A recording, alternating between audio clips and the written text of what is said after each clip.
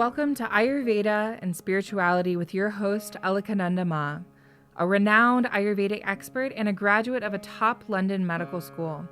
She is the principal of Alundi Ayurveda Gurukula, a unique apprenticeship-style school in Boulder, Colorado. She is a spiritual mother, teacher, flower essence maker, and storyteller.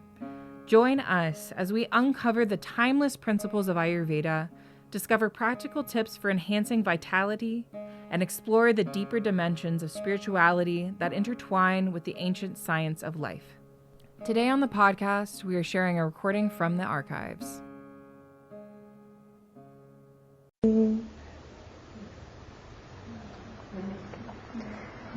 Seeing each one of you inseparable from baby Krishna, I come to you as your loving mother and most humble devotee. Welcome, my baby gods. It's my great honor to be speaking tonight at Sufi Books in New York City, and I'm happy to see you all here. I do feel that my mission has some special connection with New York City, since about a year ago, when Reb Zalman was trying his level best to persuade me to drag me out of my hidden life. One of my students, Heather, had a dream, and she dreamed that New York had been taken over by rats as big as dinosaurs, and they were roaming around everywhere and killing everybody. And she was desperately searching for me, and eventually she found me in the back of a shop, and I was sitting in meditation on a red couch in a red sari, and she came rushing in and she woke me up from the meditation, and then she said she was relieved because then everything would be okay and New York would be saved from the dinosaur rats or rat dinosaurs that were devouring everyone. So since my daughter Heather had this prophetic dream, I'm very happy to be coming to teach in New York City. Although Reb Zalman did send me to those who were underserved, such as towns like Omaha and Des Moines and Laramie, on account of my very dear friends here in New York City. I know you all have many very great, wonderful spiritual teachers that do come here. So maybe this place is not underserved, but since my dear friends invited me here, and Sadananda also, here we are. We are happy to share with you tonight, and hope it may do something to calm the dinosaurian rats of the old paradigm who are causing unhappiness in this beautiful garden of souls, New York City. As Hafiz said, our subject tonight is love. And since we are talking about love, where can we go but to Kabbalah? We're going to talk about love within the framework of understanding brought forth in Kabbalah. So in the teachings of Kabbalah, there are 4 worlds, and these are 4 levels of manifestation. They correspond to the 4 letters of the divine name, Yud-He, Vav-He, and all experiences manifest within each of these 4 worlds. So we're going to talk about the manifestation of love within each of the 4 worlds. And we're beginning with the lowest or most material of the 4 worlds. You can, in different situations, you go through the 4 worlds either in ascending or descending order. This is a story of a human journey. When we speak of a human journey, we do an ascending order of the 4 worlds. When we speak of a divine journey, we do a descending order. And that's like the great Protestant theologian Karl Barth, who wrote The Life of Christ twice. Once in the ascending order as the journey of the Son of Man to God, and once in the descending order as the journey of the Son of God to man. You'll get the point. So that this is our human journey of coming to understand what love is, so it goes in the ascending order. So we begin in Asya, in the world of action. What is the kind of love that we experience in the world of action? This is the form of love that is inseparable from survival and inseparable from a decent life. And this kind of love is called in Sanskrit sneha, which roughly might be translated in English as affection. Sneha in Sanskrit also means oil, like snehan means to oil your body. Actually, they say snan now for bath in Hindi, but it actually means because you oil yourself before you take bath. So actually sneha, meaning the oil, the lubrication of affection that binds us together.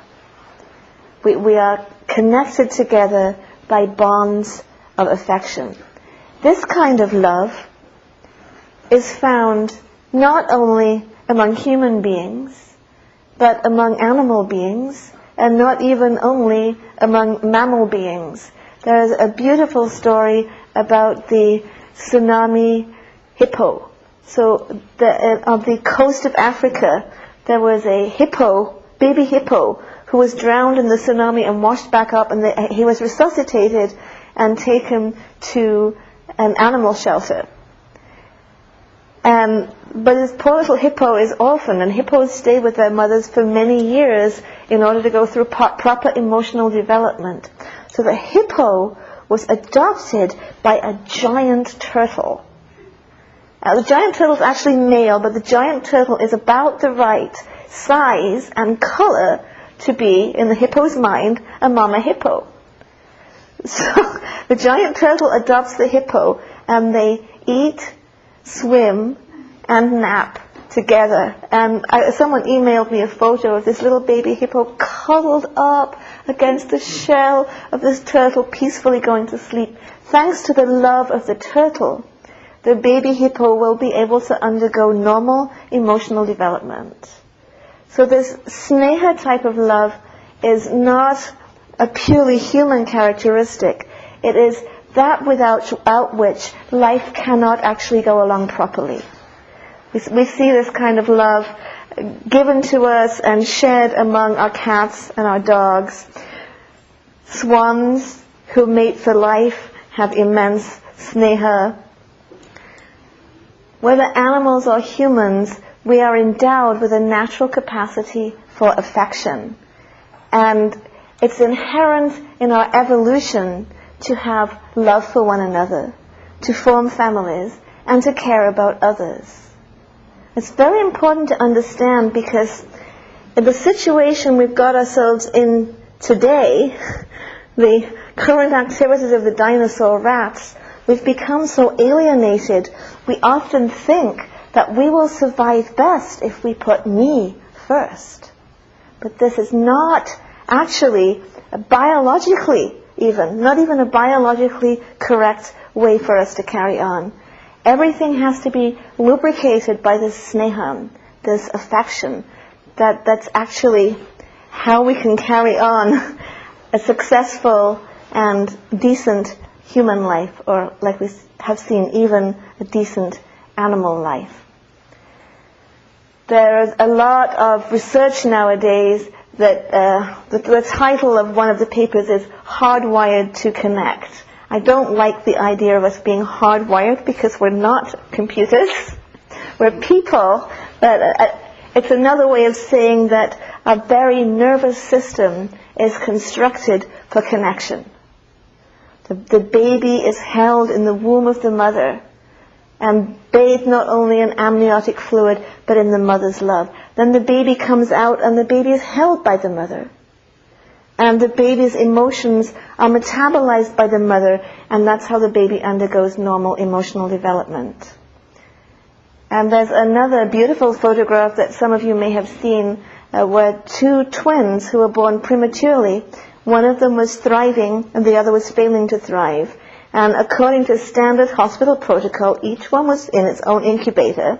One's doing okay and the other's going downhill fast. At some point, the neonatologist has a breakthrough and he goes against hospital protocol and he puts the two babies in the same incubator.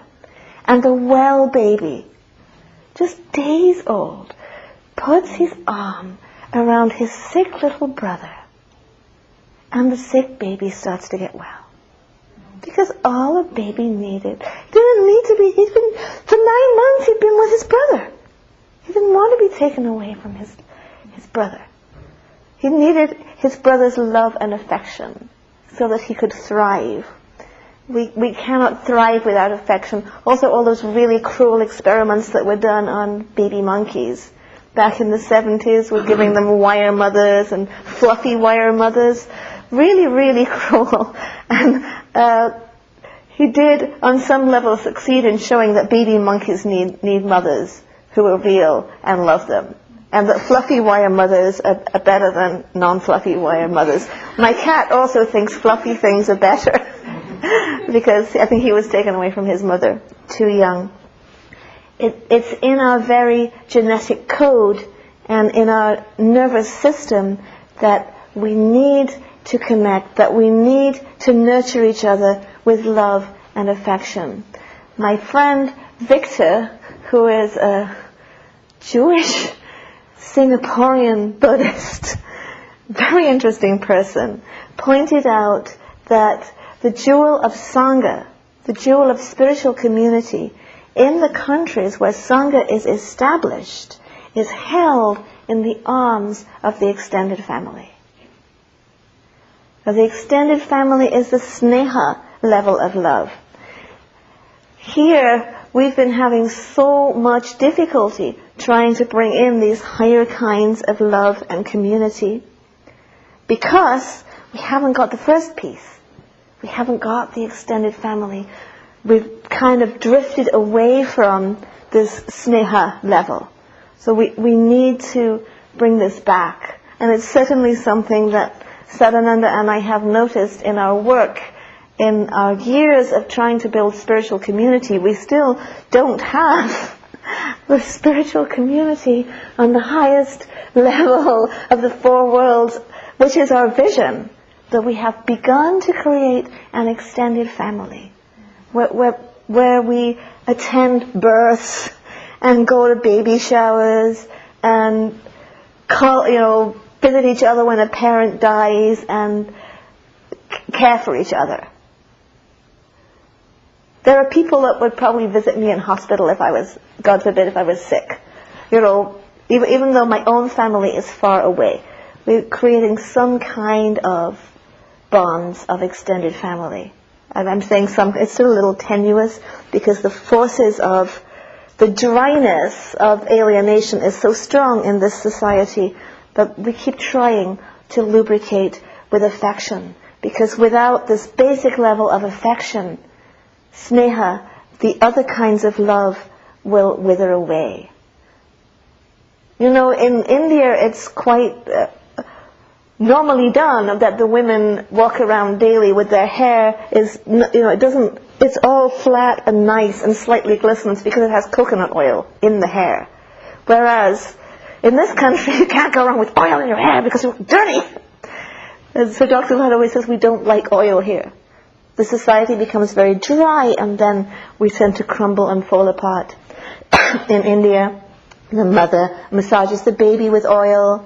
The husband and wife massage each other's feet with oil. So literally, oil lubricates bonds of affection.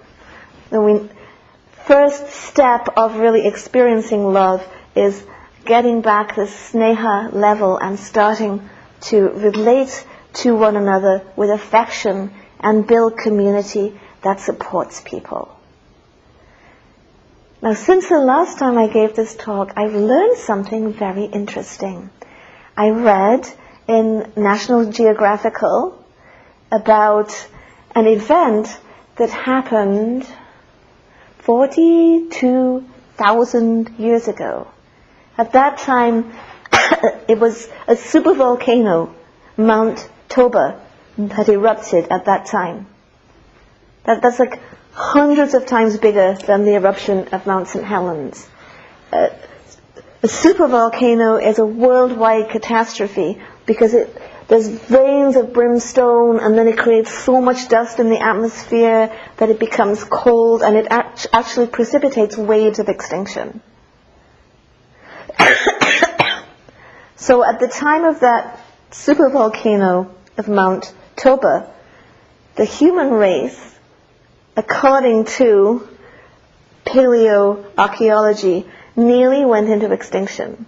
And having read the article, I also corresponded with Professor Ambrose, who had written this piece. How we know that the human race at that time nearly became extinct is our sudden drop in genetic diversity. So that we are very, very lacking in genetic diversity, and it appears that we all have descended from a very few people. But prior to Mount Toba, we had a much greater genetic diversity. So the great point that Professor Ambrose makes is, how did we survive all but extinction?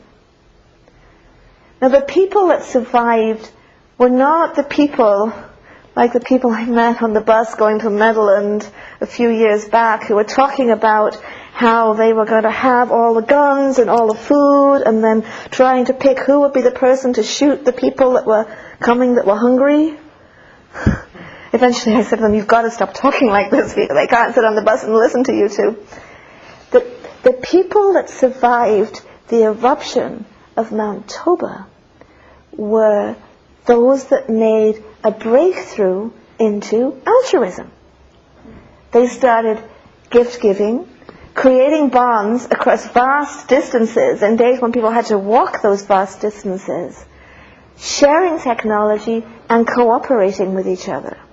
And it was only the people that knew how to cooperate and develop bonds of sneha that linked everyone just because we were all human that actually survived. This is what Professor Ambrose is seeking to demonstrate and establish with his work. So we're all descended from the people that survived because they had the sense to share and cooperate and develop bonds of sneha that extended beyond the ties of blood. There could be something we might learn from this in terms of our current situation, when again we sit on the brink of the potential of extinction. We're not going to survive by getting all my own stuff and putting it in all my own bomb shelter and getting a lot of guns to make sure that nobody else gets my food. We're not going to survive by... When I was a doctor, one of the civil defense protocols that you were supposed to know about if there was a nuclear war was that all women over childbearing age were to be shot because they were not worth keeping, because they wouldn't reproduce. We're not going to survive like that. We're needed. We know something that might be useful. We're not going to survive with cold calculations like that, but only by the genuine human warmth, love, and affection. And we have spent quite a while on this sneha level because it's what is the most clearly lacking in our current society, that is preventing us in our goals and dreams and ambitions of calling in higher levels of love. Why do none of the other levels of love quite come together? When we're all fragmented and we lack sneha. Instead, we need to develop more and more sneha, like the kind of community that we're developing at Alandi Ashram. Here's that this young man is a part of our family, born in a completely different country. We haven't even met his parents yet, though I think I talked to his mommy one time on the phone. That this is the kind of family bonds we have to be able to make in our society where everyone's mixed up and no longer living in extended families. We need to start to come together, care about each other simply because we're human, and create new extended families. In terms of the evolution of our understanding of love, though, until now, sneha has much more so been limited to those we regard as our ties of blood or of our region, or in some way connected to us. As we come up to the next of the four worlds, the world of Yetzirah,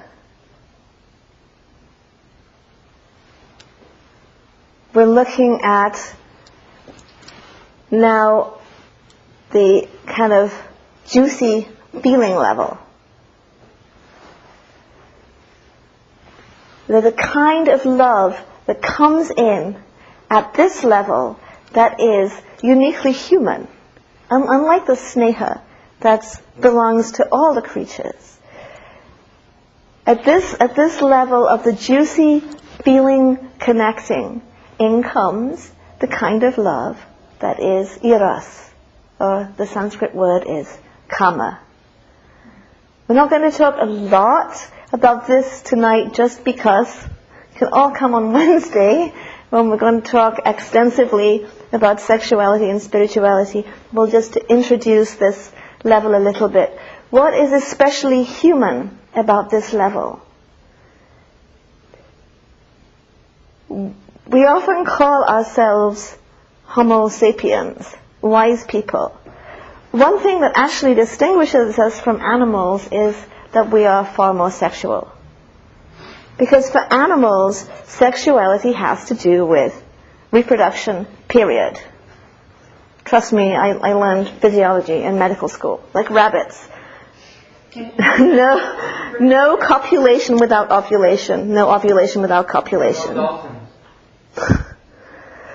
What about dolphins? Don't they have I heard that they also are, they might have evolved beyond the other animals. What is that about? Okay, I prefer to take questions at the end. It does disturb my flow if we take questions in the middle. Please reserve your questions for the end, and hopefully by then I might have thought of an answer to your question. Okay? Thanks so much. So, from what I learned in physiology in medical school, other forms of animals, generally speaking, do not engage in sexual activity except for reproduction. The kitty cats, when they go on heat, or the rabbits, every time they copulate, then the female ovulates. It's set up to be about breeding. One thing that is amazing and extraordinary about the female human is that she is sexually receptive when not reproductive. She's sexually receptive at non-reproductive phases of her cycle, and she is sexually receptive beyond her childbearing years. That's a true fact. So that's actually something amazing about humans, and has made me unable to understand why many religions put it forth as natural law that we should have sexual activity only for reproduction. Because it's natural law that we're capable of non-reproductive sex. Doesn't make sense. This has never made sense to me. Something that is special about us as humans is that we're capable of the erotic dimension and the enjoyment of sexual experience above and beyond, okay, you got together, you had your one child or your two children, and now you're done. It does go beyond that. It also, for us, goes beyond genital contact, right, to all kinds of dimensions of eros that we experience in our life.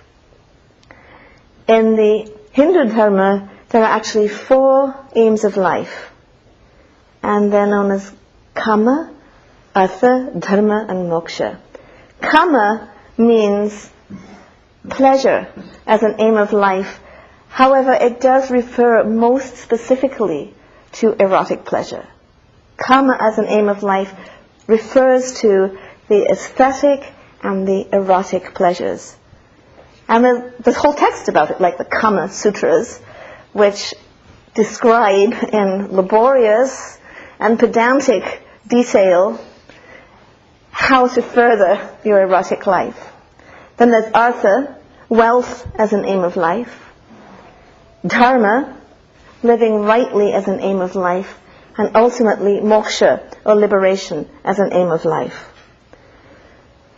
So according to Hindu Dharma, during especially the phase of your life between 25 and 50, it's a good idea to pursue kama and artha within Dharma, right pursuit of aesthetic and erotic pleasures, and right pursuit of wealth within Dharma. And it's actually considered that one should not shrug that off unless otherwise called. Like I myself personally was, as far as the pursuit of wealth, I was otherwise called. No way. Impossible. God called me and said, okay, you're going this way.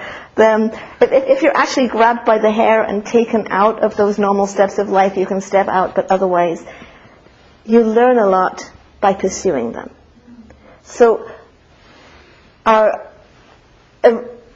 engagement in eros as a form of love is a part of our development. And in fact, part of the idea of pursuing the four ends of life is almost like get it out of your system. In the sense that you don't want to have to be reborn because you feel that you never really did this. So really, fully do it within Dharma. And we're going to talk more about this whole dimension next time on Wednesday. But just understand that this is another level of love. It's typically a level of love that's simply oriented between two people. And that just as the sneha love builds the bonds of family, the eros love builds the bonds of a relationship. So as I always like to tell people, did you know that's not supposed to be the cake? That was the icing. I do feel that, especially at this time and place in history, we sometimes, it seems to be a question of meet, go on a date, start the eros part going real strong, and then wait and see, and then start to get to know each other and see what our relationship's going to be about. And really, your relationship is the cake, and the eros is more of the icing. And then my mother used to make fruit cakes. And the fruit cakes took a long while to make. You had to really stir them a lot, and then you had to mature them. They kind of matured and fermented in a cake tin for a long while. And then finally the day comes when the cake's mature and then you ice it. And cakes are more yummy with icing. It's kind of hard to get that dry fruit cake down without the icing. So the icing is good, but let's not confuse the icing with the cake. At the same time, it's hard to eat the cake without the icing. I feel that everyone's got the point of that part. So we're going to go on to the next level, next of the four worlds, which is Bariya, which is the world of concepts. So Asya is, Reb Zalman says, for Asya it is perfect. It's about making this creation good. Yetzirah is you are loved, the yummy eros level. Bariya, all is clear. We're now on the concept level. Is there a kind of love that goes with this? For a very long time, maybe there wasn't. And we've been going along for millions of years with sneha and kama. 2,000 years ago, a kind of love came into the world that was so new that a new word had to be coined to characterize that kind of love. And the new word that was coined in New Testament Greek, in which this concept and word was first coined, is agape. This is, at this time, the most amazing and incredible breakthrough in consciousness. So Jesus said, I'm giving you a new commandment. This actually means a new mitzvah, a new way of serving. That you love one another. And that everyone will know that you're my followers because of how much you love one another. Amazing. What an amazing breakthrough this is. This means that among the early Christians, some of whom are Jews, and some of whom are Gentiles, you're no longer like, ooh, they're all going to love one another. Why are they going to love one another? Because they share a belief system. They share a faith. They share a worldview. They share a devotion. See, this is a completely new breakthrough. Because before, you had to be part of my tribe, or else I had to have fallen in love with you to love you. But now, I love you, even though you're in many ways alien to me. You don't speak my language. You were raised differently. You eat different food. You wear different clothes. You totally have a different culture. But I love you because we are of one faith. So please understand, at that moment in time, what an incredible breakthrough that we can expand our love and now unite our love with our faith. And for those that were here last night, we were talking about the journey progressing through the ages. And it's as we come into the age of Pisces, the age of faith, that we have to create this new kind of love that supports our faith.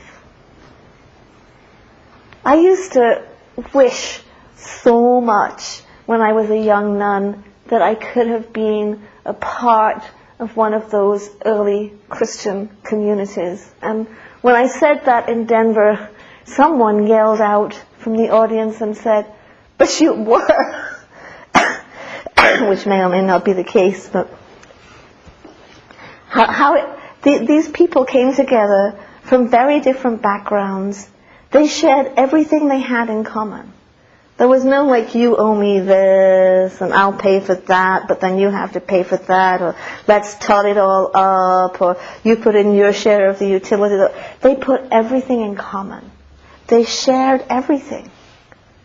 They didn't keep anything back. They didn't save anything for their IRA. They put everything in common. There was no rich or poor among them. They shared everything. And they gathered in each other's houses, breaking bread and rejoicing. And what an amazing way to live. I always so much just wished I could be part of that. And especially, when you have to go to church and everyone's got their hat and her hat is better than my hat. It didn't seem quite the same to me. It was an amazing example of agape. And this breakthrough, too, is not limited only to Christian communities. Like Raghudas's guru, Sant Gyaneshwar, amazingly practiced agape.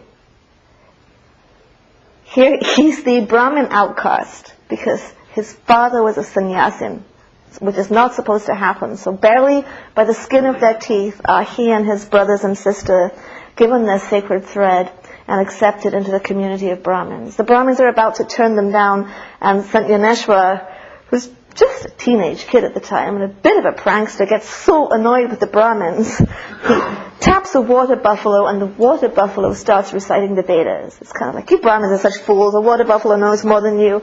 And then the Brahmins are kind of quelled by this, and then they think maybe if this kid can make a water buffalo recite the Vedas, we should include them. So Sant Gyaneshwar had his own inclusion issues as a child, and he learned a lot from it. And so he went out, and he went out to the untouchables. And he started sharing with them, eating with them, chanting with them, writing songs for them. Absolutely horrifying the Brahmin establishment. But the point is, it's agape. In many, not only Yaneshwar's community, but many, many bhakti communities throughout India, the differences of caste, the differences of language, the differences of gender are overcome by the fact that we all share one faith. We are all devotees of the Lord. Therefore, we're all together. We actually did experience this with Raghudas, because even to this day, at least when we were in India 20 years ago, Brahmins still could not eat with, share food with at the same time as people like us who are not even having a caste. It would be considered polluting, if not in their hearts, at least ritually polluting. But with Raghudas, we always all sat down to eat together. And nobody had any thoughts about caste. So all the distinctions and separations made between people are set aside because we all had faith. And that's the agape love. You have the faith, so you're a part of it. So for 2,000 years, we've been working with this agape level. You can see how amazing it is, because in the community of faith, agape breaks down every boundary. You have to accept the women because they have faith too. You have to accept the person with the other color skin because they have faith too. You have to accept the poor alongside the rich because they all have faith. We all have the same faith, so we're all equal. But remember, the age of Pisces, where the two fish are swimming in opposite directions, is also the age of duality. So what's the other side of agape? The people that don't share our faith are not one of us. They could be subjected to an inquisition. Maybe we should force them to share our faith so that they can at least come to a good end. That the limitation of this agape level is, if you don't believe the same way that I believe, you're not one of us. And much as we spoke last night, at this moment in history, we are facing the limitations of the agape level in all this religious fundamentalism. Muslims, according to many people in this country, are not quite, they're not quite like us. You know, it's very, very amazing if you go into an ordinary middle America community and you read something from Quran, because most ordinary people in America don't know that most of the stories in the Bible are in the Quran. Like, wow, they really didn't know that. Well, one time Reb Salman was so kind as to call me out to do a Fatiha, Islamic prayer, in a Jewish service. It was a Simchat Torah service. And all these people who've never heard Arabic before are hearing words that sound nearly like what they learned in Hebrew school. And they're really, really amazed because it's resonant, but they never knew that before. And you know that of late, Jews and Arabs tend to be in conflict, though before, of course, the Arabs were the sole protectors of the Jews when they were cast out from Spain and so on. But what both Jews and Arabs say when they greet each other? Peace. Whether you say shalom or salam is very, very nearly the same word. So we don't even know enough about each other. Most People in this room, we do know because we're the ones who are privileged to have the wider horizons.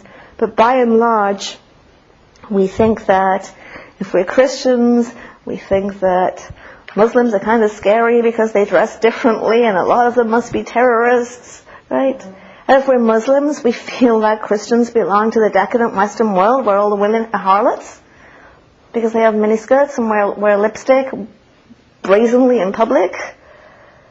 But we're thinking in these kind of ways because that's the shadow side of the agape, that the people that believe like me are right. And it's not limited to religion. You know, what about progressive political people?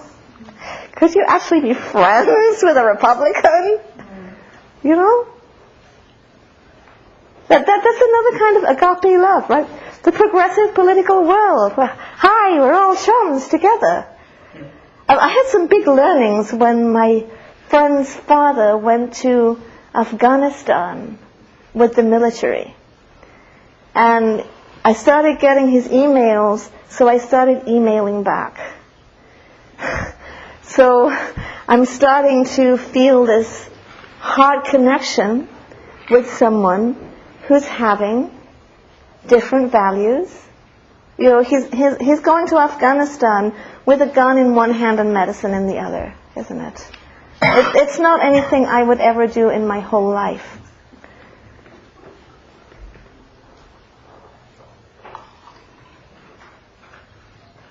Can we get out of our own clique, whatever it is, whether it's the progressive politics clique or the ones I hate everyone who's intolerant because I'm so tolerant clique?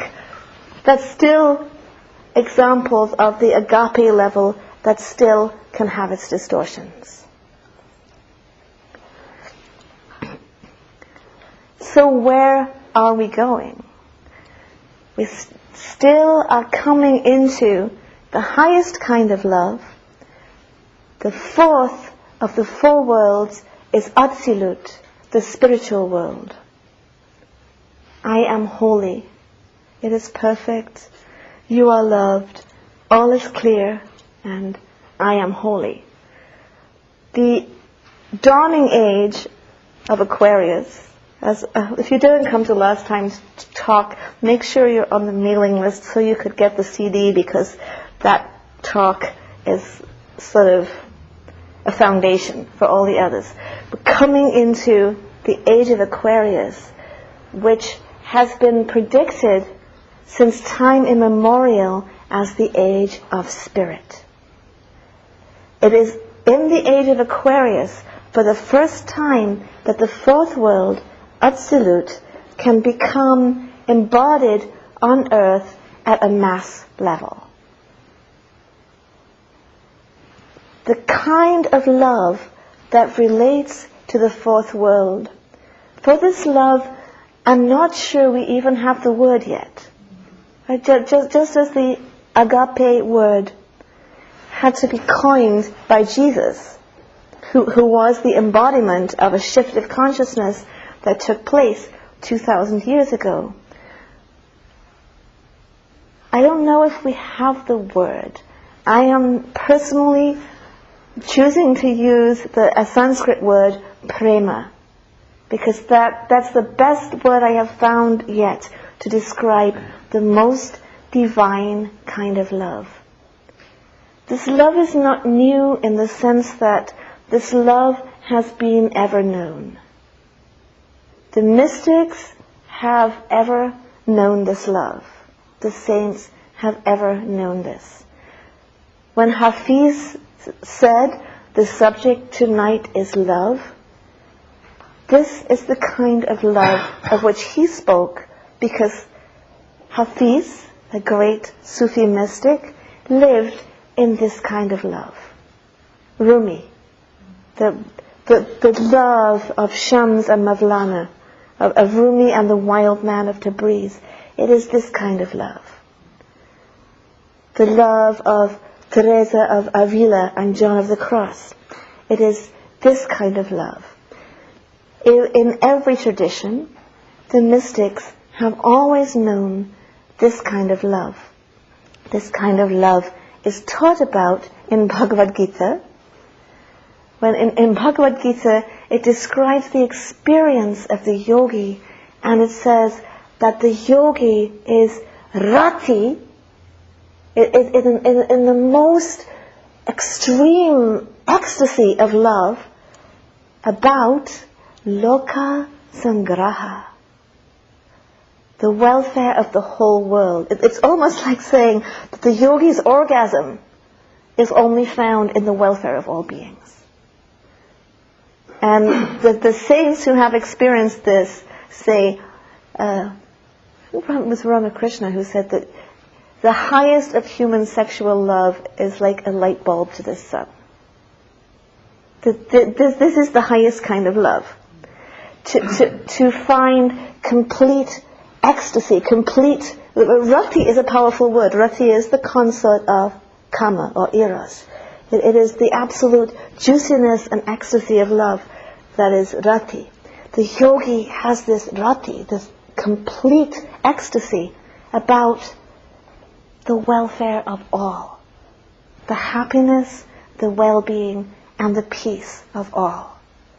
So this way has been known always by the few, the one among many millions who could reach this place. What is new, beginning to come in now, is that this is the time when ordinary people like you and me can and must embody this experience. Can and must, because this is, in fact, the only way forward. That love which before was the peak experience, perhaps an ordinary person before would touch a peak experience of this love, and only the supreme mystics would live in this love. That, it is said that a dwarf who stands on the shoulders of a giant is taller than a giant.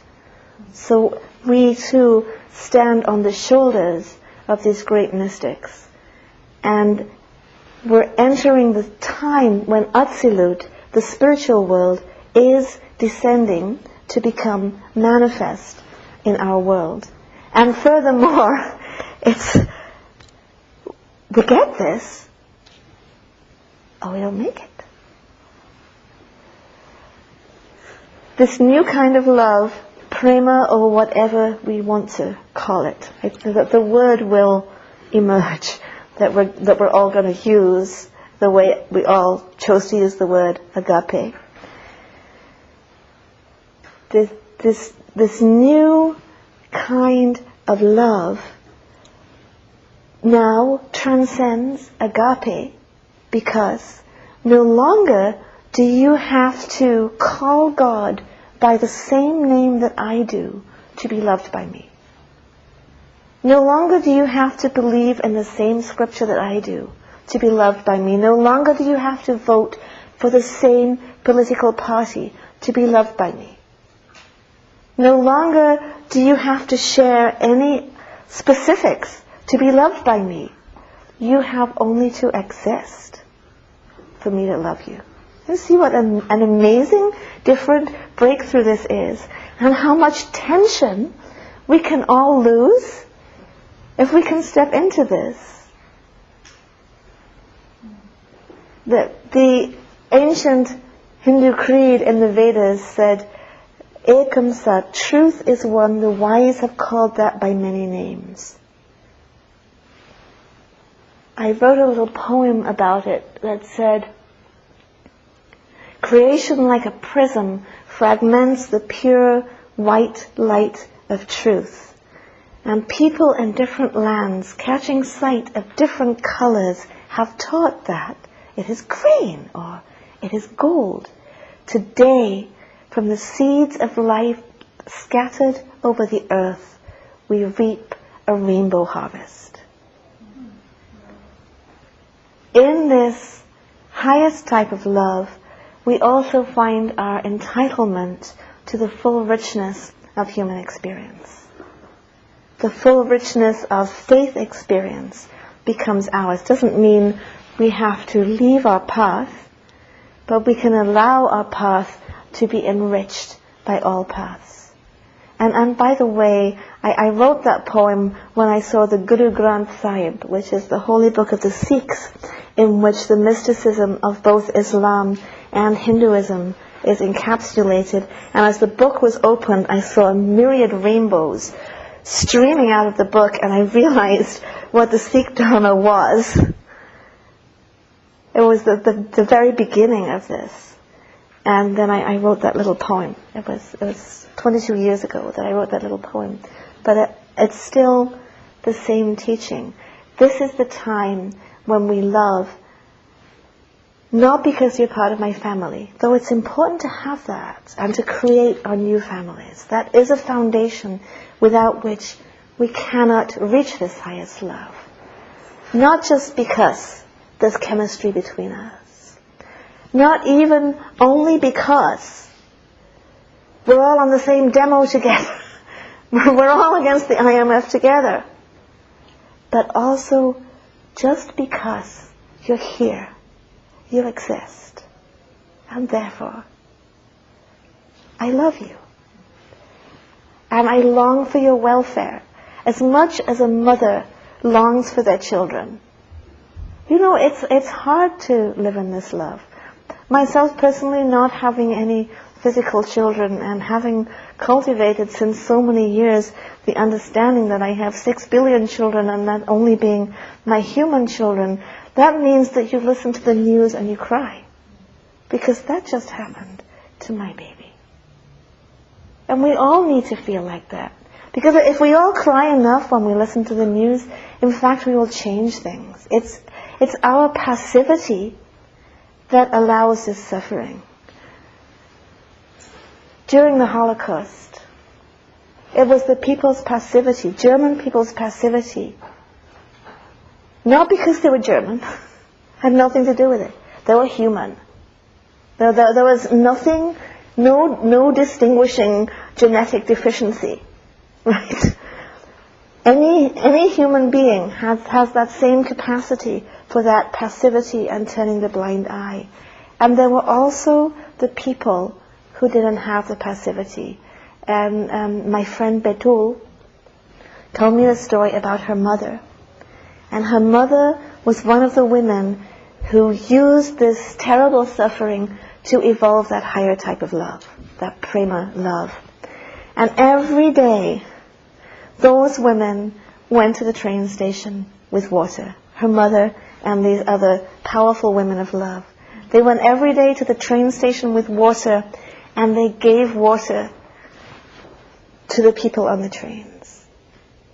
They couldn't save those people's lives, but they could show them the human love and care, even though the blows of the SS would rain down upon them when they went to perform that action. They kept going back for more.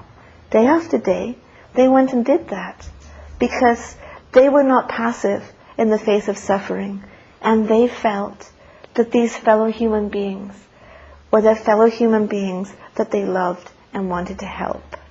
That story, I think, is a beautiful example that if we all take the news seriously, if we all really feel, these are my brothers, these are my sisters, these are my friends and dear ones who are starving, who are being bombed, who are unjustly imprisoned.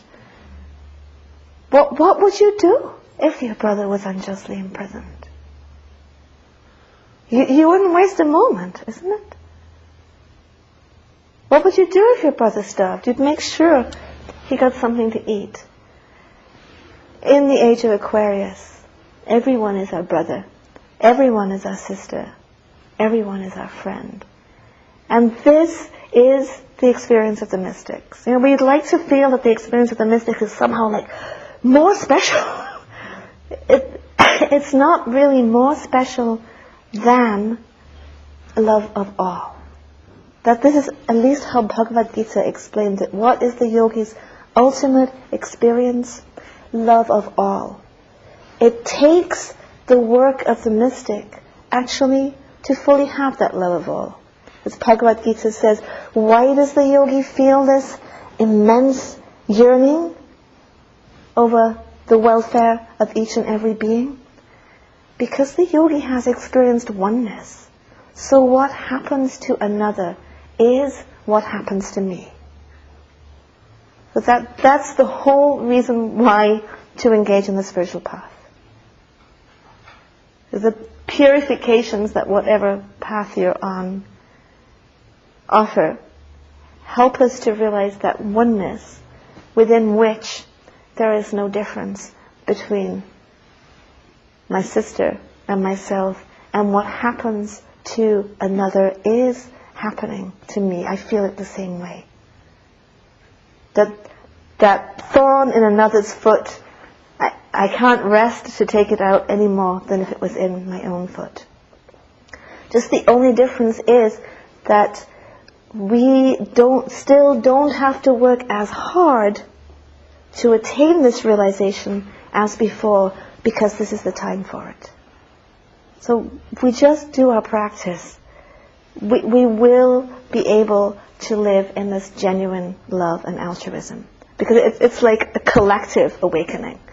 So we're all helping each other to awaken.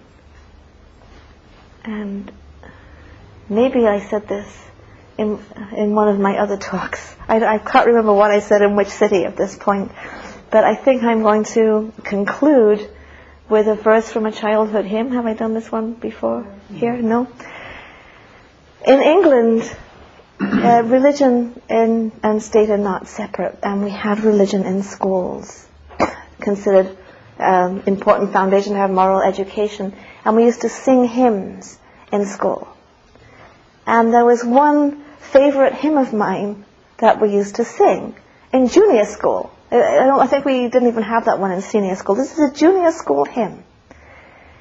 After having pursued Christianity, Hinduism, Sufism, Buddhism, above all having pursued Kabbalah, having pursued these in depth, for I'm not sure, I started somewhere at the age of 17 and now I'm over 50.